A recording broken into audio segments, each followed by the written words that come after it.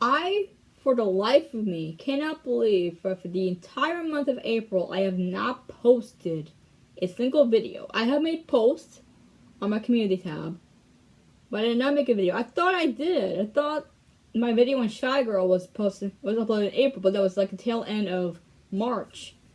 I'm like, oh shit, I gotta make sure you all know I'm alive. So, apologies for that. Hey everyone, if you're new here, welcome. If you're a subscriber or lurker, then welcome back. If you saw the title or thumbnail of this video, then you know exactly what this is about and why I'm so happy. I finally finished the first draft of my novel, Hollow River. It has been such a long journey. Before I continue, let's get to the intro and disclaimers, and let me get my phone out of here before I have to keep tapping it all the time. So, hi, hello, it is I, Alyssa. I also go by Lyss or Alsira, whichever is okay. I am a 27-year-old indie writer and digital artist from New York, born and raised. I have a BA in English, concentrated in creative writing with a minor in film video studies, as well as an MFA in creative writing. I have self-published 2 poetry books, Kaleidoscope and Death Rose, both available via Amazon and Barnes & Noble. Despite these accolades, I am not an expert in the English language, English literature, nor the craft of writing, nor the craft of film production. The novel will be talking about the following topics: sexual assault, colonialism, child abuse, body dysmorphia, ableism, misogyny, racism, also addiction. I won't go into depth on these topics, but if you are sensitive to these topics, please take care of yourselves and stop watching this video. Your health matters more than this video. Keep in mind, this is still a work in progress. Everything mentioned may or may not be indicative of the final product. I do have a video episode concerning Hollow River and its characters along with the topics covered. I won't try and repeat everything said from here. You can watch that video before or after watching this. I will be talking about my writing process, and it may not be similar to yours in this video. Do not take that seriously. We are different people, and it is a community, not a competition. I do encourage expressing your opinion in the comments down below. We are respectful, not assholes. With that being said, let's get on with the video. So I had a whole script written out in regarding summary, inspirations, and all that, and I didn't want to miss out on anything. This part I did not originally plan, but I was looking up ways to talk about my original projects here, because compared to my other videos, where I talk about other topics, like, you know, like book drama or like author drama and whatnot, these videos where I talk about my original projects don't get a lot of views. Zilch, nada. And I put up the tags, I send it to my channels, nobody sees this shit. I don't post every single day on here, so I don't get enough traction, but we are a community. At one point or the other, it's gonna catch on. I've been looking up other videos of authors and how they run their channels, and I took a few ideas from them. Of course, I don't usually go the aesthetics route because I get tired very easily. It's a lot of editing, it's a lot of filming, it's a lot of trying to get the right thing here and there, and it just feels kind of pretentious in a way, and it becomes less about the actual content and more about how it looks. I came across this video by Katie Wright, I believe her name is, and she has 2 links in the description regarding the questions regarding her novel, and I'm like, alright, where are we going with this? This is what I pulled up from the first link, and I'm going with it. I like it. It's concise, gets to the point, it's direct. I repeated myself like 3 times, but I don't care. I'm going to keep this as spoiler-free as possible. Question 1. What first sparked the idea for this novel? In 2024, I was writing my thesis for my MFA program. It was a sci-fi novel in progress, book 1 to a series called Up Three Suns. I have not touched that since I submitted that 2 years ago. Anywho, while I was working on that, I kind of got a bit disillusioned by it. Writing is a passion of mine, and I love writing a story, a poem, whatever, but when it becomes an assignment, it kind of loses its appeal. And I'm someone who doesn't just work on one project at a time. I usually got like 2 or 3 cooking up and about 100 others on the back burners. And I got a lot of back burners. While I was on Of Three Sons, I was also working on my second poetry book, Death Throes. And I was looking up synonyms for a word via word hippo, my go-to site for anything word related. Somewhere down that route, I saw the word hollow. It reminded me of Sleepy Hollow, a quiet village north of Terratown, and can be quite easy to miss. Then I clicked on hollow, and there was a synonym there that was part of my town. And I won't say what it is because I don't want to dox myself, but if you know, keep your mouth shut. So eventually, I came up with the name Hollow River. Sounds spooky, right? Sounds folk horror-ish. Sounds like something Rachel Carson would write. She's a marine ecologist. Well, was a marine ecologist because she's dead now. But she has a book called Silent Spring. You want to think of a young adult portal fantasy? Well, I was also thinking about writing my experiences in high school and trying to fit in after moving from a small apartment in Queens to a house on Long Island, which I'd go into depth about in a later question. I think I also watched Good Will Hunting that year, and I felt that my main character resonated with parts of Will, so I took that into effect. More will be explained later. Share a blurb, or just an overall summary. No, I read that it was kind of hard for authors to do, so I'll try to do my best as I can. Because the way I plot stuff is like a Wikipedia summary, but I'll get into that later. In the fictional town of Hollow River, New York, 17-year-old Alana Sibelak is on the verge of failing high school. In her final attempt to save her grades, she takes on a research project into her genealogy for a chance to win a scholarship. Assisting her are her best friend Sherry Abner, former bully Tyler Zerman, and history teacher Ophelia Ramses. Building her family tree is easy at first, until the group hits a roadblock, and strange happenings and certain voices start to invade the otherwise quiet town of Hollow River. Together, the group embarks on a dizzying adventure of a lifetime as they venture through worlds, travel back in time, and encounter spaces of all kinds, both allies and enemies, while also uncovering the long-hidden secrets of Hollow River. That is all I'm going to give you. Where does the story take place? What are some of your favorite aspects of the setting? The story takes place in Hollow River, a fictionalized version of my town on Long Island, New York. We are on the front lawn of JFK, next door to Queens, a 40-minute train ride to Penn Station, New York. This station is Penn Station. One of the things that gets me about my town is that it feels like a small town until you zoom out and realize how large it is compared to neighboring towns. We have our own post office, village hall, village court, 3 7-Elevens, our own train station, a high school district, and a mall. What more can be said? I love that I know my way around this town and its history and how it sits between a small town and a big town. We also go into this world called the Neomoon, and an alternative world that acts as a weird sister to Earth and is very different and magical, with a very, very scarred past. Teleporting to this world can result in unexpected time travel or location skips, depending on what factors are there. Not everything will be revealed. Tell us about your protagonist. I just want to preface this, I already have a video talking about Hollow River and its characters, as well as topics to be covered. That's linked down below, so I won't get into much depth here. Not everything is set in stone and is not indicative of the final product. There are POV chapters, and each character has their own storyline, but they all center around one character, Alana Sibelak. She is partially based off me and my experiences from high school and moving from a small apartment in Queens to a house on Long Island. This is not a memoir or autofiction or whatever word you're using now. This is fiction. It is a young adult fantasy. She does not solely represent me. Yes, she does share some experiences with me, but so do all of my other characters. In fact, every character I write has a sliver of myself, no matter the genre. Alana is 17 years old. She has a bit of a short temper, a product of her upbringing and environment.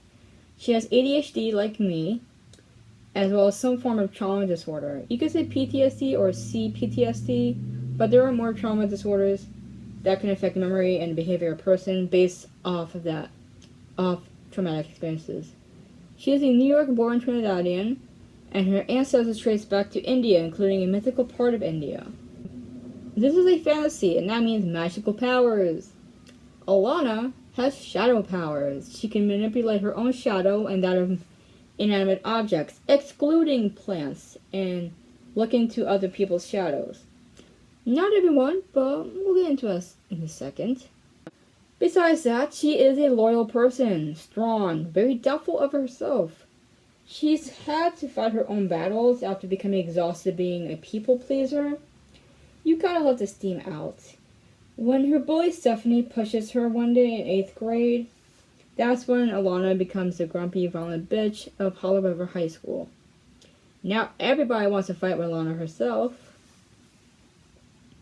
I was not a violent person at school. Home is a different conversation, but at school I was not that violent. I only attack when provoked. The reason why I added this in was because I wanted Alana to be someone that I would hang out with, feel safe with, and not be afraid to get into an honest argument with, because she doesn't hold back.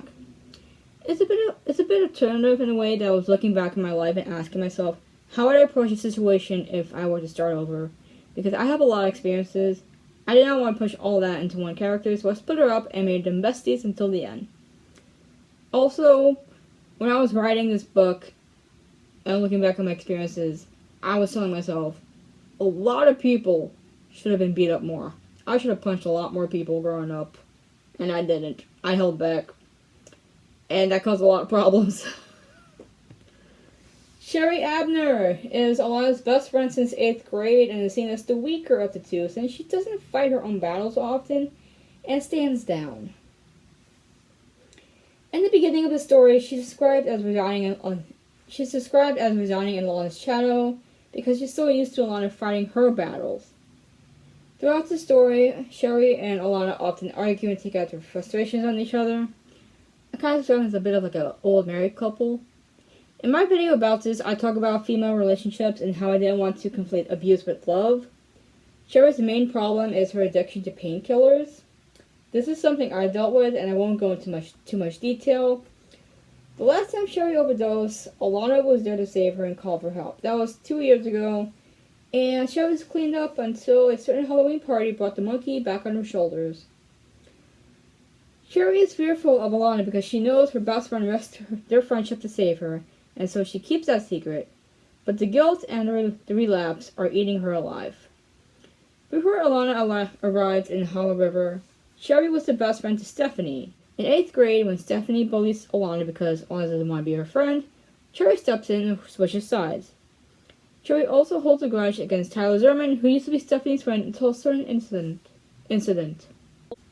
Tyler is a former bully turned partner to Alana's project. He is more of a follower than having a conscience of his own. He was a little more difficult to write because I was never a teenage boy, so what do I know? So I really worked from the inside out, working on his psyche and the state of boys and men in his current day and age. He is a victim of sexual assault, and this connects him strongly to another character who I will not be talking about in this video. I think I did kind of talk about him in the Hollow River video before. You may want to check that, I'm not sure. The person who sexually assaulted him is his former friend and current nemesis, Stephanie. Tyler also has a friend named Lyss, who he's known since elementary school. Tyler's element is crystal manipulation. He can summon crystals out of air, surrounding materials, and even from other elements. You'll see that in the final product. We don't often see male victims of sexual assault, nor do we see it treated properly. I watched a video recently about how male characters on TV and film have been treated as in regard to sexual assault. I want to treat this responsibly and delicately without a whole bunch of feminists trying to spin it around I am a feminist, and you know who I'm talking about. Ophelia Ramses is an advanced placement or AP history teacher at Hollow River High School, and she has a past, a rather frightening past. She struggles with her flashbacks and then with her own powers, fire and electricity. She's one of the few characters who has dual elements. And she's only able to handle her electric powers with the help of her mentor and friend Melody, who also has electric powers. Using fire powers would mean Ophelia would have to confront her past whenever she can remember, and face the monster she used to be and embrace the fire within her. She has a double life along with being a teacher, and she acts as an agent recording any disturbances on Earth and a possible invasion from the New Moon, or the other world. Who or what is the antagonist? Now, I've mentioned Stephanie. Stephanie Angelo is one of the few human antagonists. She's a mean girl, and her initial reasoning for not liking Alana is that she believes Alana stole Sherry from her. Which is not true because Sherry left on her own volition. Another reason why we find out why Stephanie sees Alana as her enemy is a much bigger issue than most people realize. Racism. Stephanie comes from a privileged background and she comes from a white family. So she's expecting to get what she wants without ease. I mean, she is a woman. She is a girl, so she faces some discrimination there. But not to the same extent as other girls of color. However, her personality doesn't stand on its own and she needs to control people. She used to have Sherry. Now she has Kira, who mostly does her dirty work. She also has an on and off boyfriend named Derek, who Tyler was friends with at first, but was pulled in due to association. At a certain party, Stephanie and Derek have an argument and break up, and Tyler goes in to check on Stephanie. I don't need to see the rest, but the incident is not graphic. And it has a long-lasting effect on Tyler. Stephanie doesn't appear much throughout the book, though mostly at the end, and certainly... Stephanie doesn't appear much throughout the book, mostly at the beginning, and certainly at the end. Compared to the other antagonists, she's like the level 1 boss fight after the level 100 boss fight. Stephanie is a horrible person, but she doesn't believe she is. That's key to a good villain. They don't believe that they are the villain. They think they're doing it for good. As for villains that aren't just human, we have Shaolin Gossier. He is a son of a military family whose ancestors are the ancestors to a few of our characters. Hold on to that. Shaolin was jealous of his brother Callan, because Callan discovered he had powers, elements being of stardust. Callan can summon weapons out of stars. So Shaolin makes a deal with a demon to get powers of his own in exchange for sealing up Callan. Shaolin is never given a reason why, but the ending reveals whatever answers there may be. So he frames his brother for treason and eventually kills him, sending him away. However, Shaolin's deal was exposed and he was locked away in a book in a merely impenetrable lock until it was unlocked by a teenage boy. I'm not going to say who, but it's definitely not Danny Fenton. When Shaolin is reawakened, he takes over his teen vessel, sharing the body. Here we see visions of his past, but something doesn't seem right.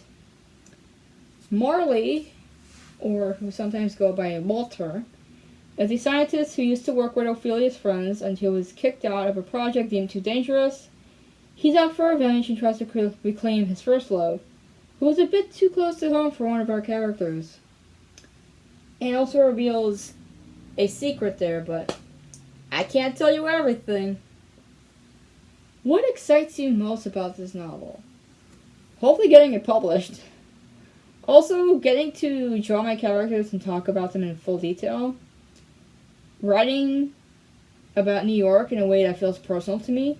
I relate to New York in a way of in the idea of multiple identities or multiple faces. How does one present themselves to the world, is perceived by the world, and presents themselves to themselves? When people hear New York, they instantly think of the city. Long Island is an afterthought, and forget about anywhere north of the Bronx. Maybe Buffalo for the snow and the Canadian waterfall. I was reading a few books lately that take place in New York City, and my god, when I tell you, my eyes roll when I say NYU or Columbia. Night Film by Marisha Pessl I like because I recognize the street and the whole gothic atmosphere of New York. I read Youngbloods by Sasha Lawrence. I cringed so much, my god. I even wrote a thread about it and someone was like, nobody cares about research because that's why you go for what people know first. Maybe that's one of the reasons why trad publishing is going downhill, because not enough people are giving a shit, no more than the author. And AI is on the rise, so yeah, let's team up with them. That was sarcasm. I don't support AI at all. I read The Irish Goodbye. I like reading about my island. Although it was more about, like, the East Egg or Suffolk County. I think it was about Suffolk County, yeah. Another aspect of this book I'm excited for is introducing the audience to this world I've cultivated. The New Moon is just the start. It is going to be a series, standalone, something else. Originally a standalone, but depending on how long it will be in the final run, I will see either standalone or duology. I will say this book is an introduction to a universe, so there will be other books whose events predate this one or take place after this, but they are not necessarily part of the same series. I got this idea from the Marvel Cinematic Universe, and I just love that concept. If Hollow River does become a duology, then it will be Into the Hollow and Out of the River. Still working titles. Are you plotting? Pantsing? Planting? I would say both. I have been plotting more than pantsing. When I was younger, I used to just go for it. Now I just plot everything out. But with Hollow River, I plotted 3/4 of the way and said, okay, let's write the book. As I was writing, I seldom looked at the plot because I was using it as a guideline, just the meat and potatoes of it. I was also inputting side quests, the veggies, the garnish, a little bit of seasoning. What I can describe the first draft is this. The top bun is perfectly toasted. The condiments are aptly applied. The meat, lettuce, tomatoes, whatever you put on your burger, cooked, crisp, cool, overabundant. The bottom bun, it is soaked, disintegrated into the sauce. You asked how a burger can have no bottom bun because the bottom bun died. It sacrificed itself for the greater good of this book. Don't get me started on a word count, okay? Look at this. Look at this. Madness. Absolute madness. And I started typing this on my iPad but after a while, the page count, Google Docs just start crashing on you. And I'm listening to music, so when I go back to changing the music or something, and I go back to the Google Docs, it either crashes or it goes back to the beginning. Yeah. So that's why I started going to the laptop. I spent about 2.5 years on this project, starting when I was working on my thesis for my MFA project. When I was writing, I had a bit of a screenwriter mindset going on, where every chapter was an episode. When screenwriting, every page is typically a minute of action and or dialogue. I have pretty long chapters, about 90 pages long, but that's the first draft. It's supposed to be messy. The point is to write the story, not perfect it. Name a few elements in this story. We got magic systems going on. We also have text conversations, and I'll handle that in post-production. Some of what my character experience are based off my life, family, and other things I've witnessed. There are also other real-life stories I've listened and read that may be incorporated into the story. This is a heavy draft, and it's going to take a long-ass time to edit and polish into the final product. There's a lot of references in this book, both pop culture and obscure. If you know, you know.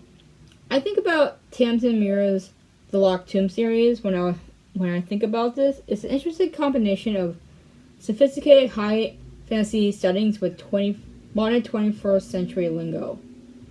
Since this will be part of a shared universe future books may feature characters from this project, it does not mean it's a series. When I first started this project, I had labeled as young adult portal fantasy, but as I was writing this, it slowly became more than just this genre. It was a little bit of horror, a little bit of comedy, a little bit of drama, a little bit of splatterpunk, a bit of historical fiction, alternative historical fiction. Another thing I want to say is back then, when I was still writing like there was no tomorrow, I created for myself a fictional alter ego who has shadow powers. Alana is a new persona for that, and she takes on a more dangerous, mind-boggling journey in future books. Some fun extras of the stories, like a song, playlist, whatever have you.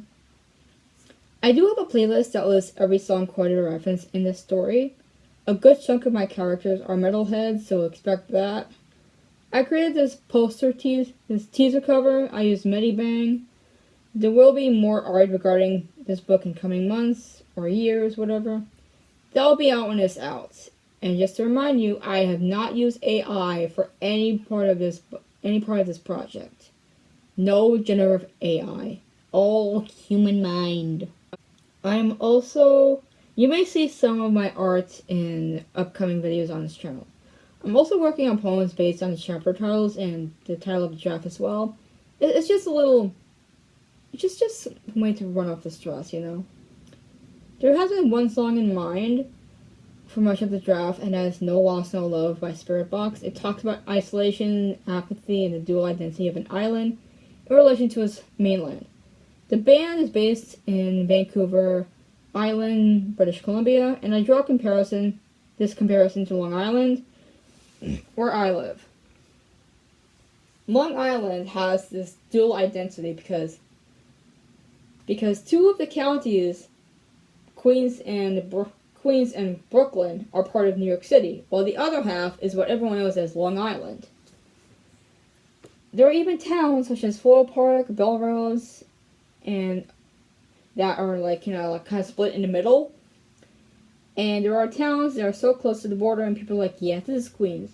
No, it's not. It's Long Island. Okay, explain the King Cullen and the Walmart. Dual identities also go beyond the city and the island and expand to even the city and the entire state. People don't even know New York has mountains. The idea of New York is also a theme I'm working on for my third poetry book. Also wanted to add that how dual identities refer to me. I was raised by a Muslim mom and a Hindu father, so I kind of grew up on both sides of the border. And I have no religion. I don't believe in God. I'm an atheist, a raging atheist. But I'm not going to tell you what to believe in or how to believe in whatever. You believe what you believe in, and I believe in what I believe in. And Alana, she is also raised by a Muslim mom, but she's raised by a Christian father, whose mother was Hindu but was converted to Christianity when she married in an arranged marriage. And I just kind of wanted her to be kind of pushed, having to be forced to be the good daughter, and also have to let herself out a little bit. Also with her ADHD, she has to mask a lot, and it's very difficult, and I drew comparisons to my own life. Any actors to portray from this novel would probably be adapting to a film or TV or whatever. Alana is a South Asian teenage girl. So right off the bat, Maitreyi Ramkrishnan. I apologize if I mispronounced her name. You may know her as Davy from Never Have I Ever, or more recently, Countess Crow from The Boys. She's a bit high profile, and I kind of want someone more close to my background, Indo-Caribbean or Trinidadian Indian. I would also want someone who has the same disability as Alana, ADHD. And just to say this, Alana, Cherry, and Tyler all have ADHD. Lewis is autistic. and I think I may also make Alana autistic as well. Like she kind of finds out she's autistic as well, but I don't know how it's gonna be in the future drafts.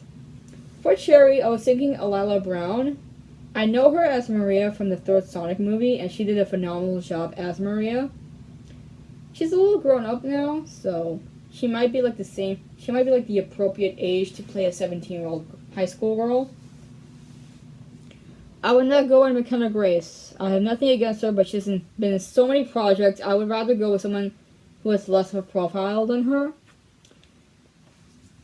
Tyler, I don't know. Cameron Crovetti, he plays Ryan from The Boys. Or his brother Nicholas. They're identical twins, and I kind of have a fear of that. Melody Volpe. She's one of the first characters I created for the story, before the story was even conceived. She was written during the time when I was watching anime. I was like, there's a lot of white characters here. And I had Lupita Nyong'o in mind. She looks innocent enough, but she's tough like a tiger, although she's part fox, but yeah. Lupita for Melody. If not her, then maybe Michaela Cole, or Coel. Michaela Cole, I think her name is. For Marley, I had either Donatello from Supernatural or Metatron from Supernatural. I wanted a stocky, gray-haired man who was both a warm presence to be around, yet also maniacally evil. This guy is nuts. That's all I got for so far. If there's more, I'll add more. Trad or self-pub. As you may know, I have self-published 2 poetry books. For novels, I was planning on going with the trad route because YA fantasy is still a hot topic in that market. Although I may not hit like every single bullet point there to like reach a hot book, but whatever. So maybe I'll have a good standing there. This book has so many elements to it that I don't even think it may stay in the young adult category. It's more young adult, new adult crossover since we focus on adult characters as well. And we have teens turning 18 by the end of this book. That's all I have for this video. If you reached this far, comment either a water or sword emoji. Doesn't matter which, as long as either water related or sword related. I would love to hear what you're working on.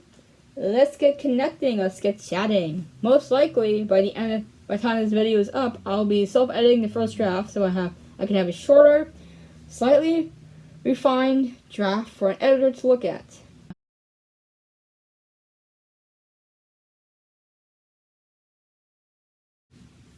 I'm doing this because I'm indie. I don't have the budget to hire an editor for 4 documents of the same draft. And like you guys saw the screen, you guys saw the word count and everything, okay? That's a lot of moolah. I'll have so hopefully when I'm done self-editing and rewriting, I'll have a shorter manuscript for an editor to look at. Probably gonna go for a developmental editor who focuses more on structure, character development, and such. Really do like the architects and engineers who can help you build your story and make it what it's supposed to be. But remember, you are the author. You are the one who can either accept those changes or reject them. We have seen many a nightmare where the author often puts blame on the editors and not on themselves for not giving their work a final pass. Might I introduce you to this case in particular? I've hired editors to read these, and they were line editors who made sure my grammar and sentence structure were okay, even offered more refined suggestions, but that was for poetry. This is prose, which takes a whole different playing field. I can't just depend on enjambments and painting a pretty picture with words. I gotta go head in and everything. So, videos regarding my original works do not get the same views as my other videos do, so please share, comment, repost, whatever. I would love to chat with other authors and get to know the writing process and projects. I have a Discord server which is pretty much a ghost town, but hey, let's get chatting. I also have a Substack where I post monthly updates. I even have a paid option there. It's not much, it's $5. I also have a Ko-Fi who can donate or commission me. If you have a topic you'd like me to talk about, please let me know in the comments down below. I do reserve the right now to talk about a topic. Make sure to hydrate and be safe. Bye!